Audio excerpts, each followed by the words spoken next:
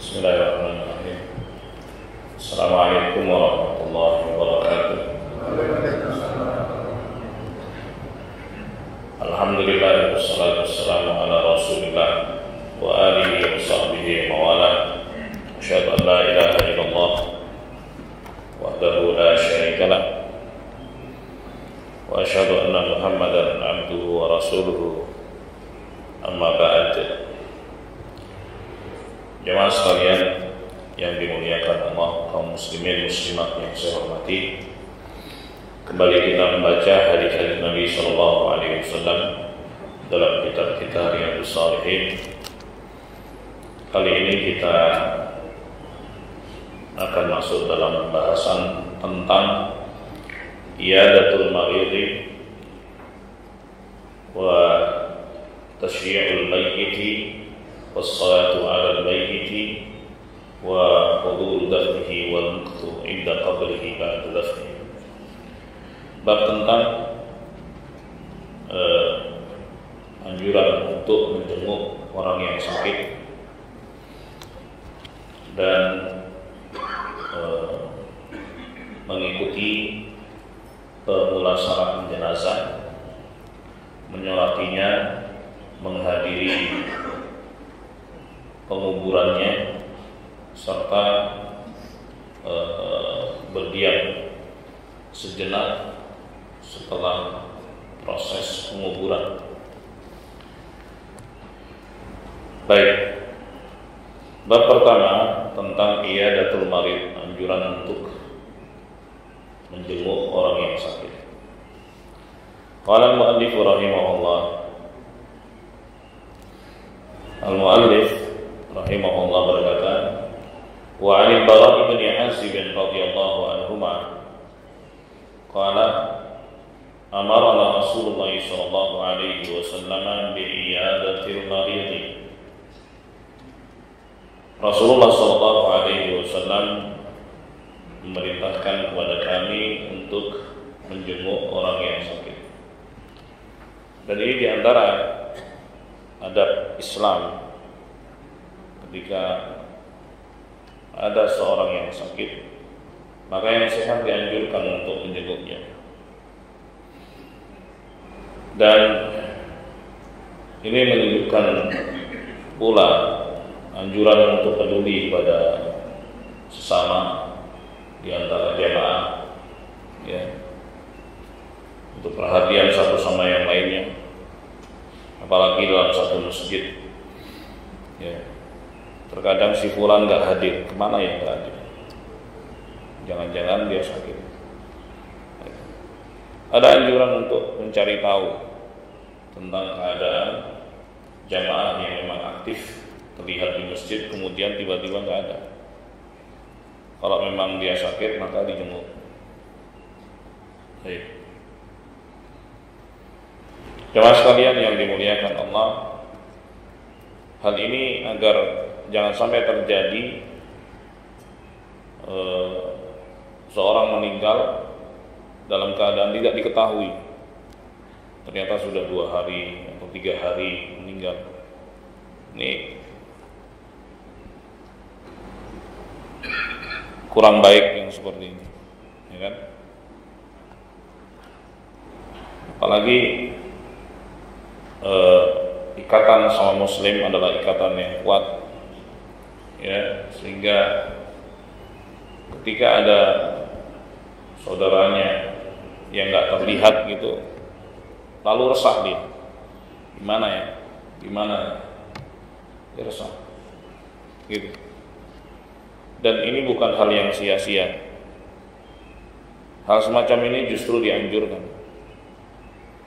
sebab inti dari persaudaraan itu adalah bagaimana satu sama lainnya saling mengingatkan untuk tetap berada di jalan Allah Subhanahu wa taala dan saling mengantar, ya, saling mengantar kemana? Ke jannah. Karena kehidupan seorang itu adalah di ujungnya. Nabi sallallahu alaihi wasallam bersabda, innamal a'malu bil khawatim. Hanya saja amalan itu dilihat dari ujungnya. Kalau seorang gak peduli satu sama lainnya, Ya, ini kemana, itu kemana dan seterusnya. Nah, ini nggak baik. Ini nggak baik. Ya, jangan sampai terjadi ada seorang muslim yang tidak diketahui keadaannya oleh muslim yang lainnya. Kalaupun dia sakit bisa dijenguk, kemudian seandainya dia mengalami sakaratul maut bisa dibimbing untuk mengucapkan la ilaha illallah. Gitu. Tapi kalau nggak ada kepedulian itu yang tidak baik. Ini sunnah dan ini ajaran Nabi kita Muhammad Sallallahu Alaihi Wasallam. Peduli pada semua muslim. Kalau sakit dijenguk.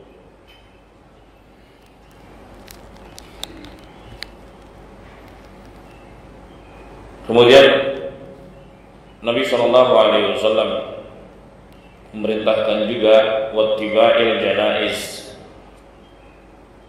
mengiringi jenazah. Juga anjuran dari Nabi Sallallahu Alaihi Wasallam jika ada kematian ya untuk didatangi oleh warga di komunitas tersebut, kemudian mengurusnya dan memudahkan proses penguburannya ya sampai betul-betul selesai dikubur.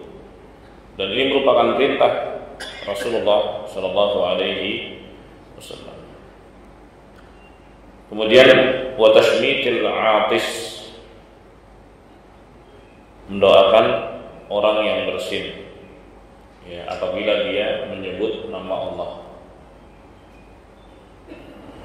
Jadi ketika ada orang yang bersin lalu dia mengucapkan hamdalah, alhamdulillah, maka anjuran bagi yang mendengarkannya untuk mendoakan dia, yarhamukallah. Kemudian dia yang bersin mendoakan balik saudaranya yang mendoakannya, yahdikumullah wa yuslihu balakum.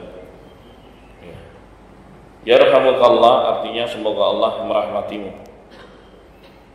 Ini kalau bersinnya sekali, dua kali. Baik. Kalau berkali-kali, ini pernah terjadi di masa Nabi Sallallahu Alaihi Wasallam. Jadi seorang bersin, lalu dia mengucapkan hamdalah dan didoakan oleh Nabi Sallallahu Alaihi Wasallam. Sampai akhirnya 3 kali. Selebihnya beliau bilang kalau ini flu. Ya, beliau bilang begitu. Lebih daripada 3 kali flu. Sebab kalau bersin sekali 2 kali itu tanda buat dia memiliki semangat dalam beraktivitas. Dan itu baik. Beda dengan menguap. Kalau menguap itu tanda sedang malas, santai, jadi menguap. Makanya orang yang bersin dan dia mengucapkan hamdalah ada anjuran untuk mendoakannya, begitu. Akan tapi ketika bersinnya itu berkali-kali lebih dari 3, maka itu adalah penyakit, ya, sakit flu. Maka doanya bukan yarhamukallah, berganti menjadi syafaqallah, semoga Allah menyembuhkanmu. Itu sakit. Nah, dan doa ini hanya sekali lagi diberikan kepada mereka yang mengucapkan hamdalah. Baik. Yang tidak mengucapkannya maka tidak didoakan. Ada seorang yang beda status gitu, ada di hadapan Nabi Sallallahu Alaihi Wasallam. Yang satu adalah orang yang miskin, bersin kemudian mengucapkan hamdalah, didoakan oleh Nabi Sallallahu Alaihi Wasallam. Yang satu lagi memiliki kedudukan bersih tapi tidak mengucapkan hamdalah. Maka Nabi Shallallahu Alaihi Wasallam tidak mendoakannya, diam. Lalu orang tersebut protes, wahai Rasulullah, kenapa engkau doakan dia dan tidak mendoakanku? Ya, dia menyebut nama Allah, maka aku doakan dia. Engkau tidak menyebut nama Allah, maka aku biarkan. Jadi tashmitul atis, mendoakan orang yang bersin apabila dia menyebut nama Allah, membaca hamdalah, maka bagi yang mendengarnya doakan dia. Itu perintah dari Rasulullah Sallallahu Alaihi Wasallam. Kemudian di antara perintah berikutnya adalah ibrarul muqsim. Ya, ibrarul muqsim. Jadi memenuhi keinginan orang yang bersumpah. Memenuhi keinginan orang yang bersumpah. Jadi ketika seorang bersumpah untuk sesuatu yang baik misalnya, maka bantu dia untuk bisa menjalankan sumpahnya. Sumpah itu biasa diucapkan untuk menegaskan apa yang hendak disampaikan. Seorang bersumpah, terus dia menyebut sesuatu, ya, maka apa yang disebut setelah sumpahnya itu, ya, merupakan hal penting. Allah Subhanahu wa taala berfirman di dalam Al-Qur'an, "Wahfadhu aymanakum." Jagalah sumpah-sumpah kalian. Ini kita berbicara tentang sumpah, ya. Kita diperintahkan untuk menjaga sumpah. Menjaga sumpah itu ada 3, di depan, di tengah, dan di belakang. Di depan maksudnya, ya, tidak bergampangan sumpah menyebut nama Allah Subhanahu wa taala. Dan sumpah hendaknya diucapkan terkait hal-hal yang penting-penting saja. Jadi nama Allah itu jangan diobral. Itu maksudnya. Ada sebagian orang seperti yang disebut oleh Nabi SAW, dia bersumpah tapi untuk melariskan dagangannya. Ya, Rasulullah mengatakan begitu. Sumpah itu bisa melariskan dagangan. Dagang-dagang, ya, kalau jualan itu pakai banyak sumpah. Jadi nama Allah Subhanahu wa taala dijadikan sebagai dagangan dia. Demi Allah ini belinya sekian, demi Allah ini saya jual sekian, demi Allah ini murah ini. Makanya Rasulullah mengatakan sumpah itu melariskan dagangan, akan tetapi menghilangkan keberkahan. Kenapa? Karena dia merendahkan Allah Subhanahu wa taala. Dia bawa untuk hal-hal yang remeh. Maka seorang muslim dalam rangka menjaga sumpah, sumpahnya itu tidak diucapkan kecuali dalam hal yang baik saja. Dalam hal yang sangat penting saja diucapkan. Yang kedua, di tengah. Ketika seorang sudah bersumpah, ya, untuk melakukan sesuatu atau untuk meninggalkan sesuatu, maka hendaknya dia jaga. Jangan sampai dia batalin. Misalnya, demi Allah saya tidak akan masuk ke rumah itu, atau demi Allah saya akan datangi kota itu, sumpah. Ya, maka dia harus jaga. Jagaannya, caranya adalah dengan tetap konsisten dengan apa yang dia sumpahin tersebut. Ya, jangan kemudian dia batalkan. Kemudian yang ketiga, seandainya terjadi pembatalan,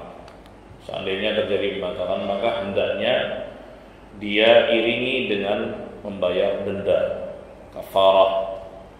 Ya, kafarah.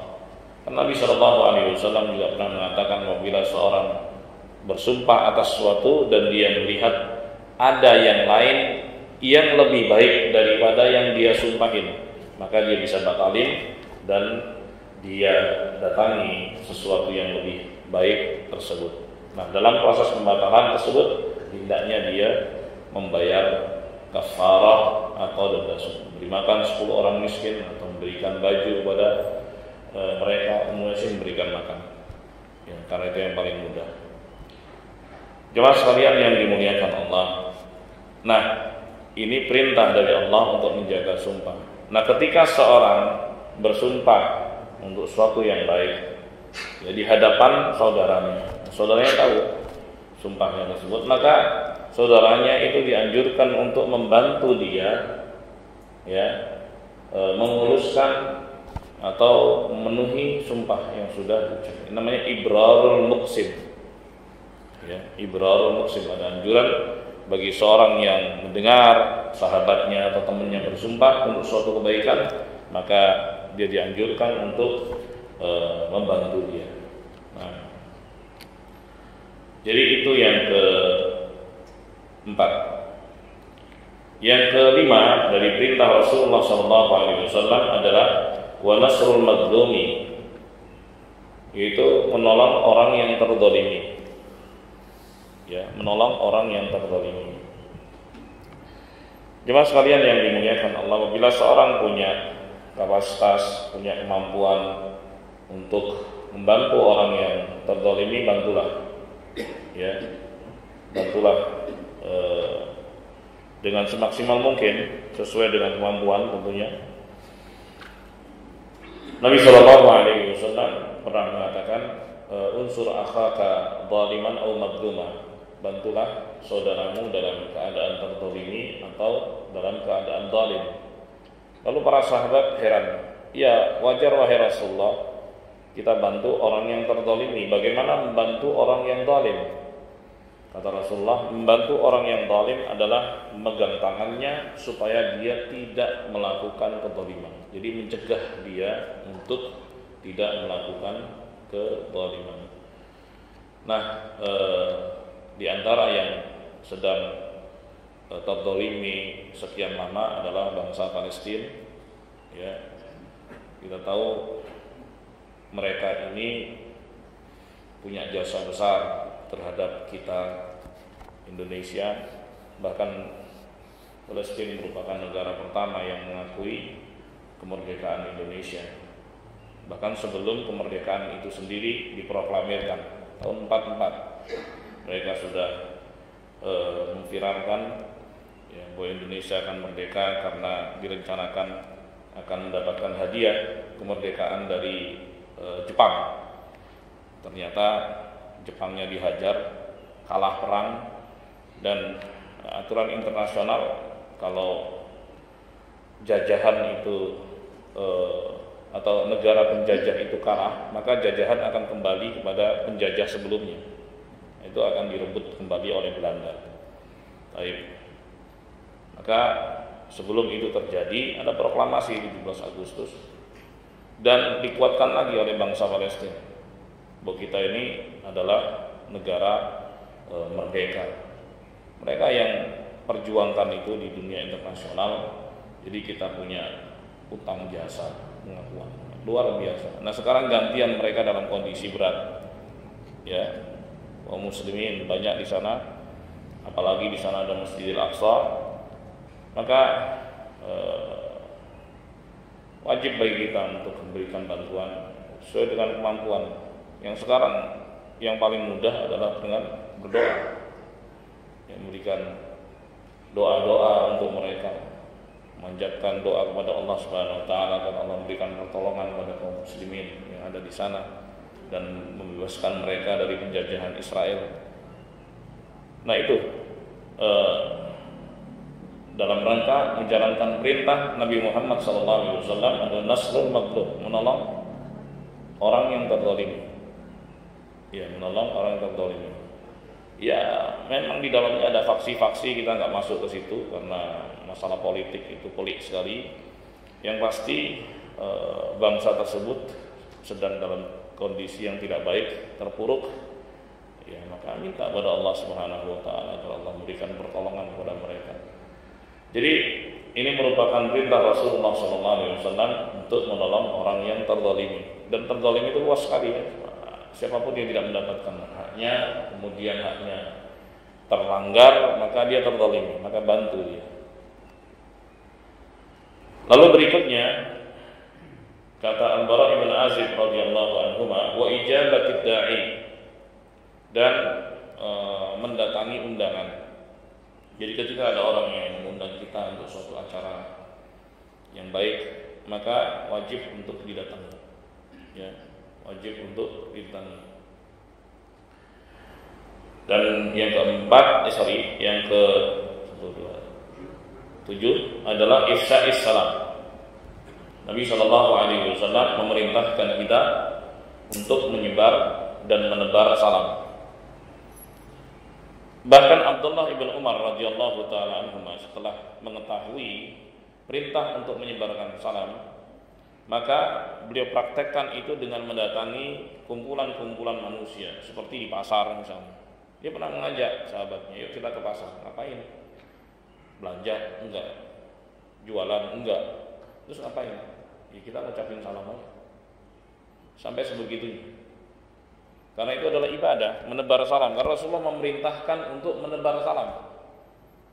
Dipraktekkan oleh Abdullah bin Umar, datang ke pasar, ketemu siapapun yang berpapasan, ucapin Assalamualaikum, Assalamualaikum, Assalamualaikum. Ya, dan menebarkan salam itu kepada orang yang dikenal ataupun yang tidak dikenal. Karena merupakan tanda dekatnya hari kiamat ketika seorang mengucapkan salam hanya kepada yang dikenal. Lewat itu. Kenal enggak kenal, enggak usah, biarin aja. Oleh sebab itu dianjurkan bagi kita ketemu siapapun salam. Beneran. Ya. Di pasar, di tempat-tempat umum pasar, Assalamualaikum, Assalamualaikum. Nah, yang seperti ini jamaah itu sudah menjadi tradisi di Arab Saudi. Ya, bahkan mereka mendahului saya, misalnya, saya kan orang asing di Malaysia, mereka juga nggak kenal saya. Biasa, Assalamualaikum, Assalamualaikum. Salam. Sudah menjadi tradisi masyarakat. Nah, ini bagus ditradisikan, dibudayakan untuk menebar salam karena itu perintah Rasulullah Shallallahu Alaihi Wasallam. Ketemu di lift, masuk Assalamualaikum, masuk ke apotek, Assalamualaikum, beli apa, Assalamualaikum, begitu jemaah. Apalagi kita mayoritas muslimin, gitu. Tebarkan salam itu perintah dari Rasulullah SAW, dan salam itu adalah sapaan penduduk jannah. Assalam itu merupakan sapaan penduduk jannah, dan assalam itu merupakan sapaan manusia kepada sama, dan Allah Subhanahu wa taala yang mengajarkan itu kepada Nabi Adam alaihissalam.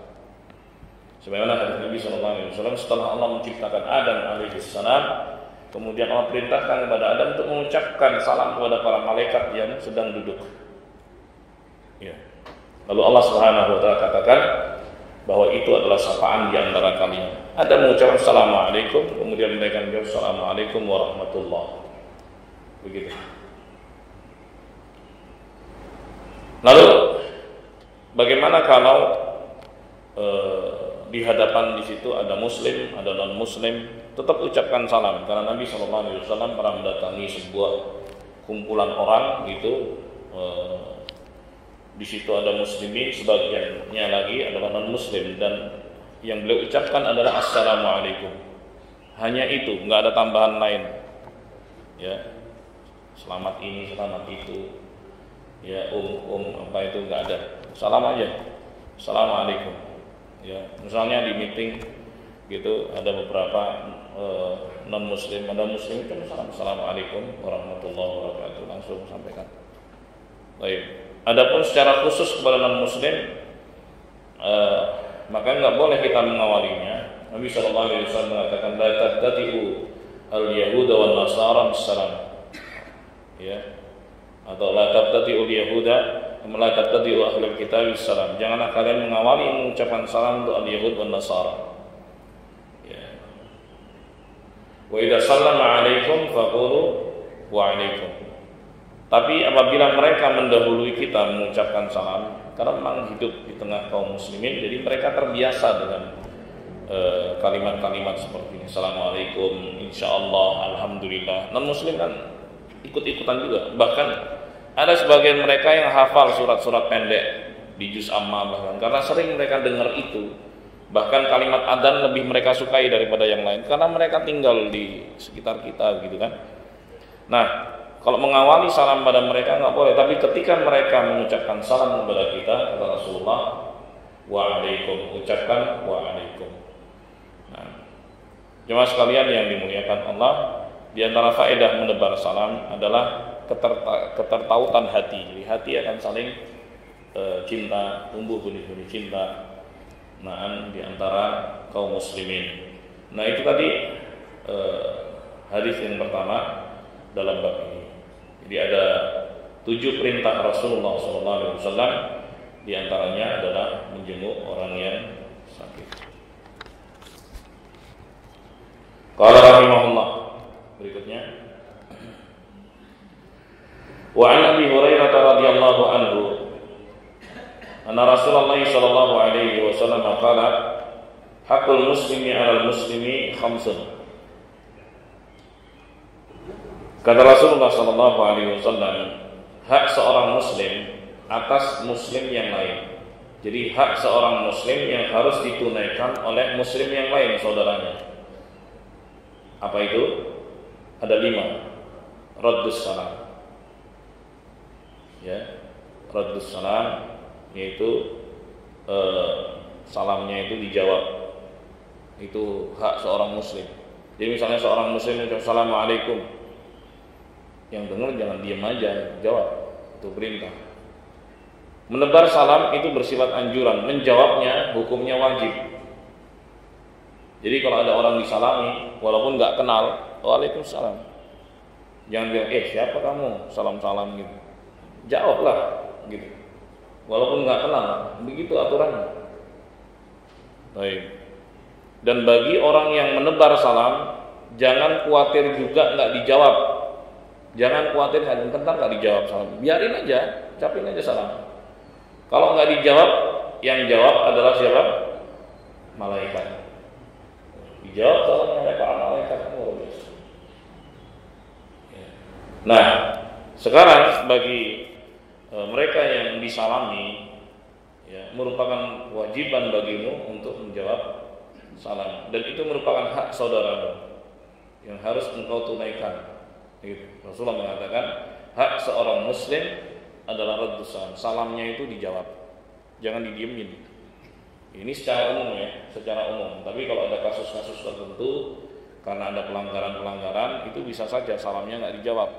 Seperti kisah Ka'ab bin Malik radhiyallahu anhu ketika dia absen tanpa ada alasan syar'i pada perang Tabuk. Itu diboikot oleh Rasulullah. Rasulullah disalami diem aja sampai 50 hari. Sampai akhirnya taubatnya diterima oleh Allah Subhanahu wa taala. 50 hari itu diboikot. Ya, bahkan keluarganya diperintahkan untuk tidak menyambutnya, tidak menjawab salamnya. Diem, salamin lagi Rasulullah diem. Enggak jawab. Nah, ini kondisi-kondisi tertentu, tapi kondisi normal ya merupakan hak seorang muslim salamnya itu dijawab. Yang kedua, hak seorang muslim yang harus ditunaikan muslim yang lain adalah iyadatul marid, dijenguk ketika sakit. Dijenguk itu hak ya. Hak. Dia bisa nuntut hak. Kalian tuh kemana aja nih? Aku sakit kok gak kalian jenguk? Bisa itu kayak gitu. Kan itu hak dia. Gitu ya. Atau misalnya di sini ada komunitas masjid kan, kemudian dia sakit, nggak ada yang jenguk dia bisa kontak itu pengurus masjid misalnya, Pak ini nggak ada orang jenguk saya sih gitu, bisa tolong sampaikan ya ke jamaah saya sakit butuh bantuan, anjuran untuk mendatang. Kalau hak itu boleh diminta karena itu hak, maka dia bisa minta. Oh iya, kalau enggak dijenguk, dihibur, itu hak seorang muslim. Karena Rasulullah mengatakan itu hak. Hak kan berarti harus ditunaikan. Siapa yang tunaikan? Muslim yang lain. Supaya apa? Hubungan sama muslim itu erat ikatannya. Dan ini bukan sekedar hubungan antar nasab, lebih daripada itu. Jadi ikatan persaudaraan sama muslim itu ikatan yang kuat. Gitu. Rasulullah mengatakan al-muslimu akhul muslim, muslim itu saudara muslim yang lainnya. Kemudian wattiba'u janaiz, hak dia juga jenazahnya itu diiringi. Berikutnya wa ijabatud da'wah, ya undangannya itu dipenuhi. Dan yang kelima wa tasmitul atis, ya ketika dia bersin dan baca hamdalah hendaknya didoakan. Hadis diriwayatkan oleh Al-Bukhari dan Muslim. Sejumlah hal tadi sudah saya terangkan pada hadis yang pertama. Baik, kita masuk kepada hadis berikutnya. Wa anhu radhiyallahu anhu, dan dari Abu Hurairah semoga Allah meridainya, dia mengatakan qala Rasulullah sallallahu alaihi wasallam, Rasulullah sallallahu alaihi wasallam bersabda, innallaha azza wa jalla yaqulu yaumal qiyamah, sungguhnya Allah azza wa jalla itu berfirman di hari kiamat, ya bani Adam maridtu falam ta'udni, wahai anak Adam aku sakit dan engkau tidak menjengukku. Qala, maka Orang itu mengatakan, "Ya Rabbi, kaifa a'uduka wa anta rabbul alamin?" Bagaimana aku menjengukmu sementara engkau adalah Tuhan semesta alam? Qala, "Amma alimta anna 'abdi fulanan marida falam ta'udhu?" Bukankah engkau tahu bahwa ada hambaku bernama si fulan, akan tetapi ya, ketika dia sakit engkau tidak jenguk dia. Amma alimta annaka law uttahu lawajadtani indah. Ya. Tidakkah engkau tahu jikalau engkau menjenguknya, niscaya engkau akan mendapatiku di sisinya. Gitu. Ya benar Adam, kemudian Allah berfirman lagi, "Istat'amtuka falam tut'imni." Aku minta makan kepadamu, akan tapi engkau tidak memberikan makan kepadaku. Qala ya Rabbi kaifa ut'imuka wa anta rabbul alamin. Wahai Tuhan, bagaimana aku memberikan makan kepadamu sementara engkau adalah Tuhan semesta alam? Qala amma alimta annahu istat'amaka 'abdi fulan falam tut'imhu. Tidakkah engkau sadar bahwa ada hambaku bernama fulan minta makan kepadamu tapi engkau tidak beri? Pelit. Amma alimta annaka law at'amtahu lawajadta dzalika indi. Tidakkah engkau tahu bahwa jikalau engkau beri makan dia, ya engkau akan mendapati pahalanya itu di sisiku? Nah itu maksudnya. Ya benar Adam, wahai anak Adam, kalimat yang ketiga. Istasqaituka falam taskini. Aku minta minum kepadamu tapi engkau tidak memberikannya. Qala ya Rabbi kaifa asqika wa anta rabbul alamin. Wahai Tuhan, bagaimana aku memberi minum kepadamu karena engkau adalah Tuhan semesta alam. Qala istasqaka abdi fulan. Hambaku si fulan meminta minum kepadamu, falam tasqih, tapi engkau tidak memberinya. Amma alimta annaka law saqaitahu lawajadta dzalika indi. Tidakkah engkau tahu bahwa jikalau engkau beri minum saudaramu tersebut, niscaya engkau akan dapati pahalanya di sisiku. Rawahu Muslim. Jadi itu makna. Ini menunjukkan anjuran untuk peduli kepada sesama muslim. Kalau sakit dijenguk, kalau dia lapar diberi makan, kalau dia haus maka diberi minum. Anjuran untuk peduli kepada sesama. Ya, terutama dalam hal-hal yang pokok. Ini kan makan, minum ini kan hal yang pokok. Ya. Kemudian menjenguk orang yang sakit juga termasuk hal yang pokok. Ya, apa yang bisa dibantu? Ya, bantuan tentunya sesuai dengan kemampuan. Nah, poinnya adalah kepedulian kepada sesama muslim.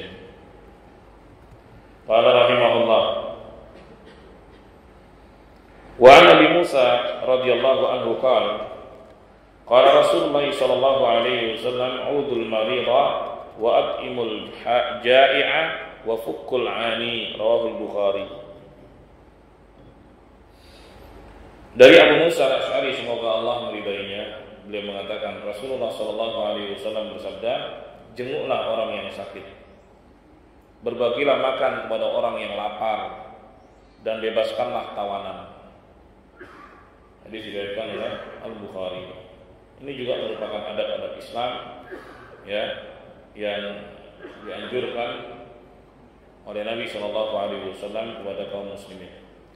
Kemudian wa an Tauban radhiyallahu anhu, dari Nabi sallallahu alaihi wasallam qala, innal muslima idza 'ada akhahul muslim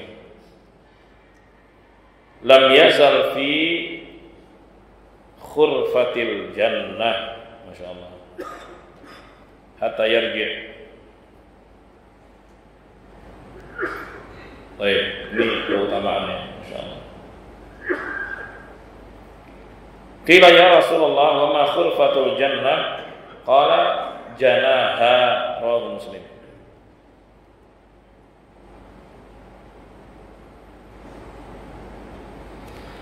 Jadi kata Nabi sallallahu alaihi wasallam, jikalau seorang muslim menjenguk saudaranya sesama muslim yang sakit, maka dia senantiasa berada di khurfatul jannah sampai dia pulang.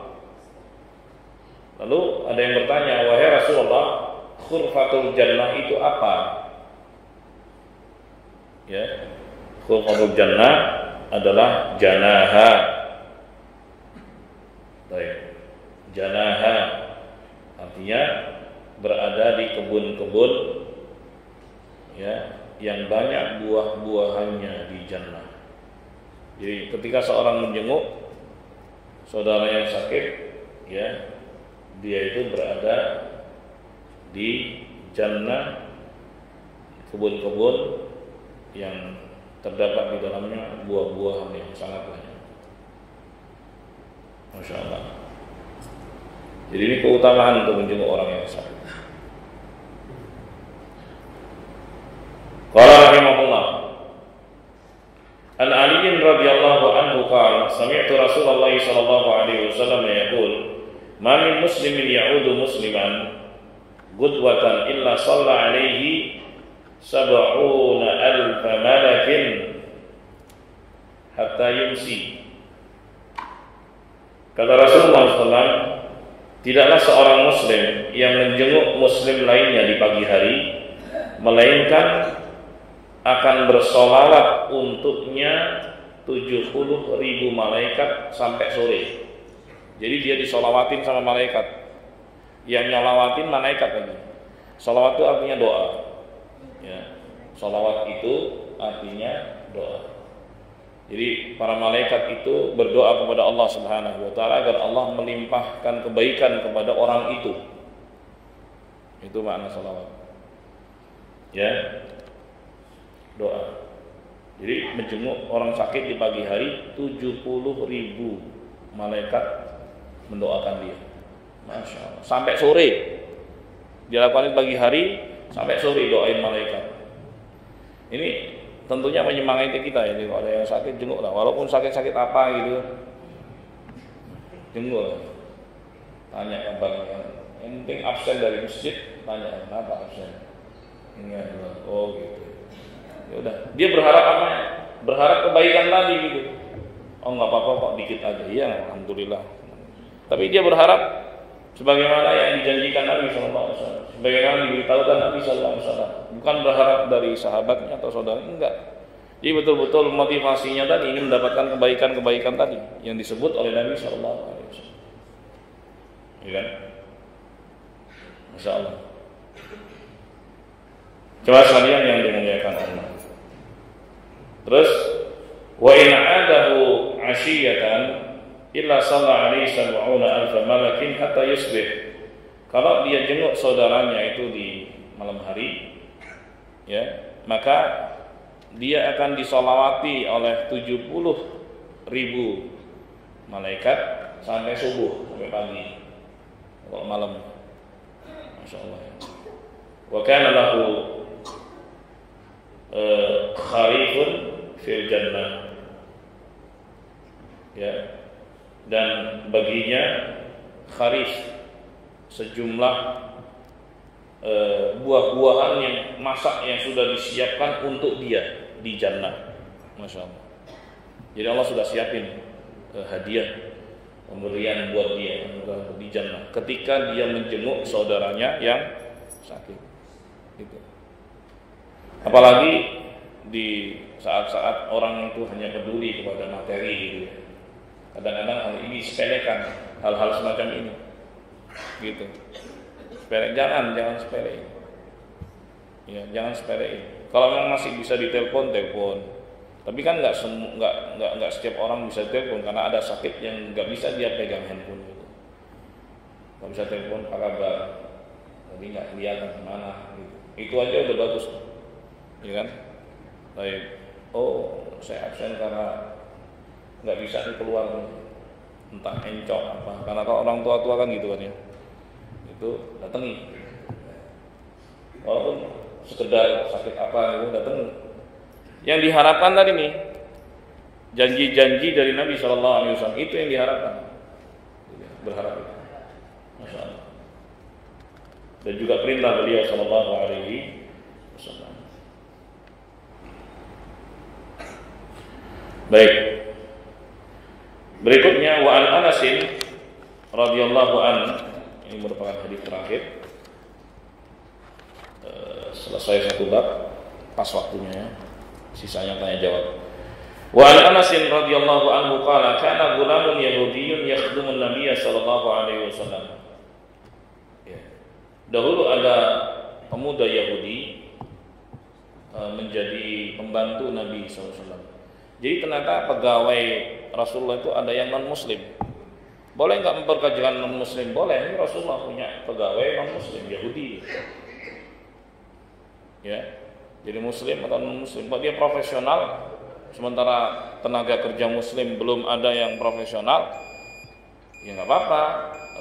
Ambil non Muslim yang profesional, misalnya. Dan itu nggak dilarang. Rasulullah sendiri punyanya. Yahudi menjadi pegawai Rasulullah. Baik. Famiyaldo. Kemudian pemuda itu sakit. Fata'un Nabi sallallahu alaihi wasallam ya'uduhu. Maka Nabi SAW mendatanginya, menjenguknya. Apa motivasi Rasulullah? Kan mestinya yang dijenguk itu yang Muslim. Ini non Muslim. Apa motivasi beliau? Kata Anas, faqa'ada inda ra'sih. Kemudian duduk di dekat kepalanya. Faqala lahu aslim. Kemudian Rasulullah berkata kepadanya, masuk Islamlah. Nah, itu motivasi Rasulullah, ngajak dia masuk Islam. Jadi kalau misalnya ada orang-orang ya punya kedekatan apa, teman kerja atau apa, non Muslim ya, jenguknya motivasinya apa? Ngajak dia masuk Islam supaya dia berislam sebelum mati gitu. Wah, nggak enak nih ntar sama Allah. Jangan pikir enak nggak enakan, Rasulullah begitu caranya. Kalau hanya basa-basi aja, ya nggak boleh. Tapi kalau ada unsur dakwahnya, ya ajakan untuk berislam. Seperti yang dilakukan Rasulullah. Perkara ditolak itu urusan lain, tapi ada dakwah. Loh itu loh dilakukan oleh mereka yang punya rumah sakit ya. Non Muslim punya rumah sakit, kan itu mereka datang itu orang-orang yang sakit itu. Diajak supaya masuk ke agama mereka kan. Loh mestinya Muslim itu lebih semangat. Gitu. Karena Rasulullah mengatakan ahdiyallahu bika rajulan wahidan khairul laka min humurin na'am. Allah berikan hidayah pada satu orang dengan sebab engkau itu lebih baik daripada onta merah. Gitu. Jadi kitanya menjadi sebab, Allah yang kasih hidayah. Kita yang berupaya, serahkan hasilnya pada Allah. Nah di sini Nabi SAW mendatangi dia walaupun non Muslim, harapannya supaya dia berislam. Gitu. Masuk Islam lah. Fanadara ila abihi wa huwa indah. Kemudian pemuda Yahudi itu melihat ke ayahnya yang ada di situ. Lalu ayahnya bilang, "Ati' Abul Qasim." Patuhilah Abul Qasim sallallahu alaihi wasallam. Fa aslam. Akhirnya pemuda itu masuk Islam, mengucapkan 2 kalimat syahadat. Fa kharaja Nabi sallallahu alaihi wasallam. Kemudian Nabi keluar, ya. Wa huwa yaqul sambil mengatakan alhamdulillahilladzi anqadhahu minan nar. Segala puji bagi Allah yang telah menyelamatkan dia dari api. Jadi boleh menjenguk non muslim yang sakit, tapi tujuannya adalah mengajak dia masuk Islam sebelum mati. Kamu kan sakit nih, masuk Islam aja biar selamat. Jangan sampai kamu mati kafir, gitu. Karena Allah Tuhan kita, pencipta kita, mengatakan wala tamutunna illa wa antum muslimun, jangan mati kecuali sebagai muslim. Ya perkara diterima atau enggak itu urusan lain. Yang penting sudah melakukan hal yang dianjurkan oleh Nabi kita Muhammad sallallahu alaihi wasallam. Dengan demikian selesai jemaah satu bab. Alhamdulillah. Masih ada 2 menit tersisa, silakan yang mau tanya. Ada yang tanya, Bapak? Silakan Bapak Ibu. Silakan.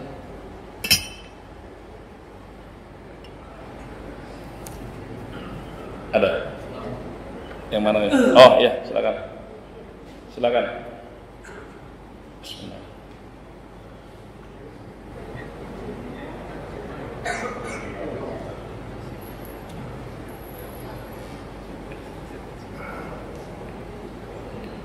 Bismillahirrahmanirrahim. Assalamualaikum warahmatullahi wabarakatuh. Waalaikumsalam warahmatullahi wabarakatuh. Jadi Pak Jadi silakan Pak Didi. Yang pertama Ustaz, tentang hukum. Sekarang kan paling tidak perlu waktu begini tentang publik. Kalau kita diajar Allah Taala, ya salah mungkin dia harus. Nah, tapi kenapa ini? Baterainya habis ya? Kurang jelas Pak Didi. Atau nggak pakai aja Pak Didi. Nah, itu lebih jelas mungkin. Ya, dengar. Di televisi atau di mana saja, kalau kita lihat orang pidato, padahal dia orang Islam, setelah salam dia mengucapkan banyak Tuhan yang salam sejahtera, swastiastu, segala macam sampai rahayu, segala macam. Itu secara Islam tuh hukumnya gimana dia? Yang kedua, saya kira tadi menariknya adalah sistem sosial kita kan sedang terkotak-kotak, misalnya konsep perumahan saja real estate. Kalau dulu saya di kampung, 1 kilometer itu orang menyebut namanya dia tahu. Kita kadang-kadang tetangga rumah sebelahnya kita nggak tahu. Nah itu masalah tuh. Jadi bagaimana caranya tatanan sosial itu dikembalikan kepada adat istiadat yang zaman dulu, dan itu di kota besar seperti Asia di Jakarta. Artinya misalnya begini, diawali dengan DKM kalau ada warganya atau terutama jamaahnya sakit, dia berbondong-bondong dampak orang. Jamaah diumumkan bahwa ada Pak Rudi Pak sakit lalu. Nah yang tadi kendati pun dia bukan jamaah, akhirnya besok juga dia merasa terempati orang-orang yang datang ke masjid gitu. Bisa. Jadi saya kira masjid mesti mengawali dan DKM sistem sosial yang seperti itu. Kemudian juga mungkin kan tidak semuanya RT RW juga ke masjid subuh atau maghrib gitu. Nah ini kelihatannya kan putusnya fungsi-fungsi sosial yang formal RT RW. Kalau ada anak pamong berarti kan pertanyaan RT-nya kemana nih? Kalau di komplek itu ada dekadensi moral kan berarti lingkungannya kan nggak berfungsi ke RT RW-nya, bahkan keluarganya. Nah maksud saya kalau nyontoh Rasulullah ketika hijrah dari Makkah ke Madinah itu dibangun masjid. Semua segala macam central of activity, semua pusat kegiatan ada di situ. Yang perang di masjid, ekonomi di masjid, sosial budaya di masjid, semua di masjid. Kita kan cuma sholat doang sama taklimat, Nah, saya kira mungkin itu yang saran saya yang kedua. Tapi yang pertama perlu, karena begitu banyak teman-teman kita orang Islam, salamnya banyak banget setelah Assalamualaikum. Terima kasih. Baik. Waalaikumsalam. Singkat saja. Itu kan baru muncul belakangan ini di rezim inilah. Kalau di dulu Pak Harto aja nggak pernah gitu. Pak Harto Assalamualaikum udah gitu aja. Ya ini kalau bicara sejarah, ya kan. Terus gimana di masa Rasulullah? Ya udah salam aja, Assalamualaikum. Itu seperti hadis-hadis yang saya sampaikan. Dan sebaik-baik petunjuk adalah petunjuk Nabi Muhammad SAW. Khairul hadi Muhammad SAW. Jadi kalau ada tadi saya katakan ada muslim, ada non-muslim, salamnya apa? Ya assalamualaikum. Kepada siapa? Yang muslimin, gitu kan. Soalnya gini, pernah Abdullah bin Umar mengucapkan salam karena saking semangatnya dia ngucapin salam. Dia ngucapin salam, assalamualaikum. Terus dia pergi. Didatangi sama temennya, salah tadi, itu non-muslim. Apa yang dia lakukan? Dia datangi tadi itu orang non-muslim, dia bilang ini, saya cabut salam saya ganti. Tapi diganti sama dia. Karena salam itu hanya untuk muslim. Tapi saya ganti, saya doakan engkau panjang umur, luas rizkinya, doa-doa baik untuk materi. Itu nggak apa-apa, mendoakan seperti itu. Diganti sama Abdullah bin Umar. Jadi kalau itu kumpulan ada muslim dan muslim, hanya salam saja. Dan itulah yang dipraktekkan Nabi Muhammad SAW. Tidak ada tambahan-tambahan lain. Kalau untuk personal, ya husnudzan, baik sangka bagi muslim, kecuali kalau dia memakai tanda-tanda non muslim, kelihatan sekali kan. Kalau assalamualaikum, ketika keliru ya boleh dicabut, maaf saya cabut ucapan salam saya ganti dengan doa yang baik untuk materi, seperti yang dipraktekkan oleh Abdullah bin Umar. Adapun yang kedua, nah inilah diantara fungsi adanya taklim di masjid. Jadi kita saling mengingatkan di sini apa sih hak-hak saudara kita sama muslim. Jadi tahu. Nah, bagaimana prakteknya ya nanti setelah itu ada tindak lanjut. Jadi saya di sini berfungsi mengingatkan. Jadi apa yang diusulkan tadi memang itulah yang semestinya. Jadi ada pedulian, jadi masjid juga menjadi sentral dan pahalanya sekali lagi besar. Jadi Jangan sampai merasa wah saya pengurus berat dan tugas saya. Enggak. Karena pahalanya gede menanti gitu kan. Baik, jadi ayo kita amalkan ajaran-ajaran Rasulullah Sallallahu Alaihi Wasallam tersebut. Alhamdulillah waktunya udah lewat. Sebagaimana dijanjikan, semoga bermanfaat dan kurangnya mohon maaf. Semoga Allah selalu memberikan taufik hidayah kepada kita semua dan menyelamatkan kita di dunia maupun di akhirat kelak. Amin ya rabbal alamin. Terima kasih. Subhanakallahumma bihamdik, asyhadu an la ilaha illa anta, astaghfiruka wa atubu ilaik. Assalamualaikum warahmatullahi wabarakatuh.